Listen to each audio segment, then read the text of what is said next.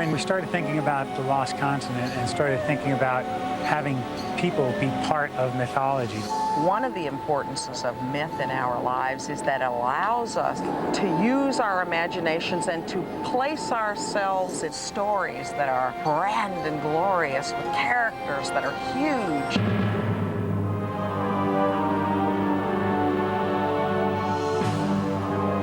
Poseidon's Fury is the classic story of good and evil.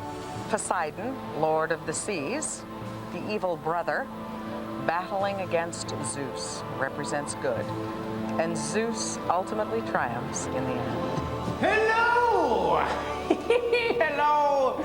How wonderful to have visitors. In Poseidon's Fury, we use a live actor to develop a relationship with the guests. But call me Keeper, for I am a keeper of tales. I believe the secrets of these stones would unlock a gateway to the very kingdom of Atlantis. Now we're standing on the platform that the audience will be standing on in what we call the Oracle Chamber. In front of us, there's a great stone cartouche, a huge set of interconnecting rings. The wheels of the cartouche move, creating little patterns as they go. And all of a sudden, we hear the wheels of the tumbler lock into position, and a great burst of steam is released from behind, and the cartouche stone begins to roll out of the way.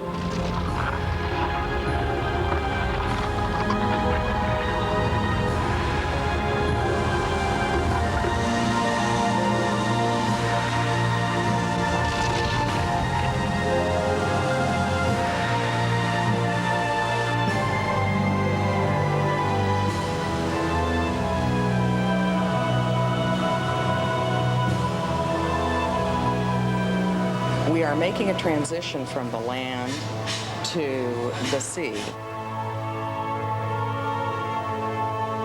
There's a whole lot of water, and it's forced out of a manifold with 40 nozzles in it, and the water forms all the way around the inside of this tube.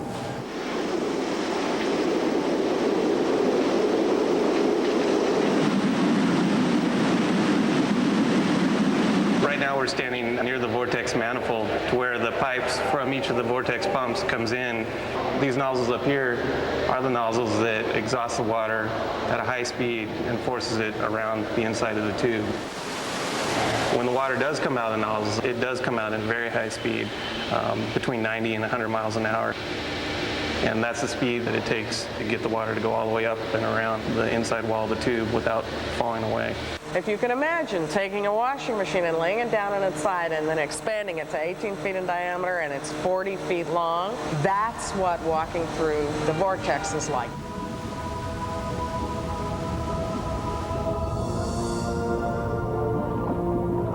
Here we are in the temple of the great Lord Poseidon under the sea.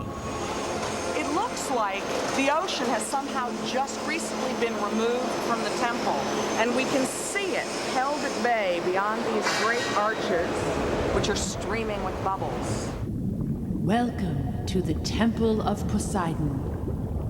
Looking out the windows of the temple, you're looking out through water. Beautiful, isn't it, old man? There is a very magical quality that the image takes on when being projected through the water. We're standing next to some water screens, which are really the media on which the show takes place.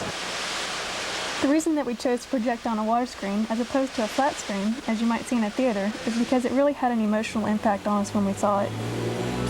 We think it's going to have that same effect on the audience. It's really magical. Dare not mention that name!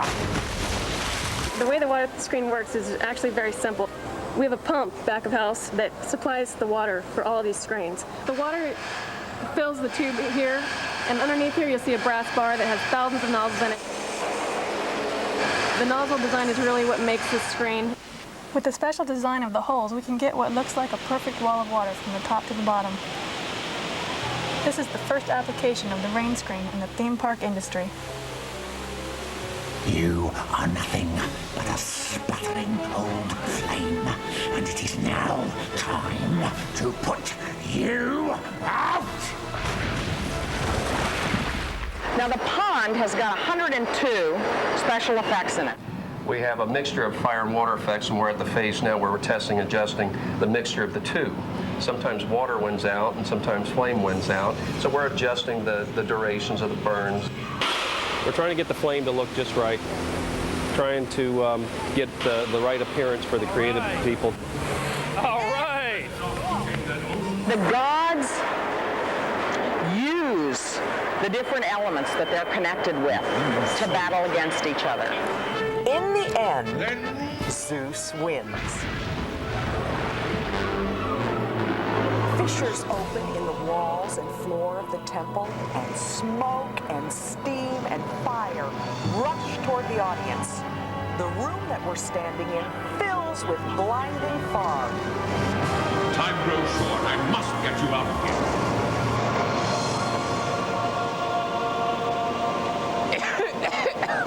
Oh my goodness, what a racket! The fog begins to clear, and it's the Keeper emerging from the darkness. Where are we? Oh, that looks familiar. When you're magically transported back to the room where you started, how does that work? What's the secret there?